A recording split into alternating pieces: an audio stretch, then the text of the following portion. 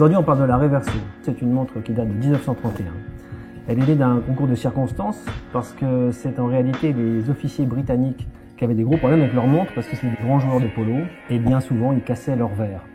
Et lorsque César de Trait, qui est un distributeur important de montres de luxe, se rend sur place, ces officiers lui demandent « Mais trouvez-nous quelque chose, une montre qu'on puisse porter pendant nos matchs de polo ?» Et César de Trait dit « Ok, je lance le défi » et il rentre voir son ami qui est Jacques-David Lecoultre.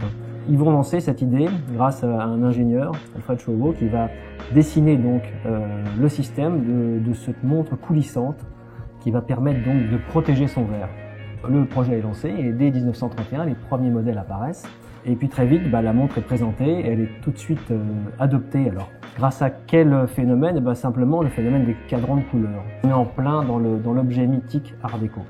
Caractéristiques spécifiques de cette montre sont bien évidemment le fait qu'elle puisse se retourner avec 2 micro-billes qui permettent donc une souplesse dans le mouvement. À partir de 1933, on a une évolution technique qui est sur, on avait simplement heure-minute, et puis on va donc passer à heure-minute, petite seconde. L'impact de la Reverso sur le monde horloger est très important. C'est pour cette raison qu'on retrouve d'ailleurs ce système réversible chez plein d'autres marques. Alors il y a Hamilton, il y a Fabre-Lebas, mais il y a aussi Patek Philippe. Patek Philippe commande des pièces. Ma version préférée, incontestablement, ce sont les premiers modèles des années 31, donc 32, qui sont avec des cadrans qui étaient fabriqués par Stern.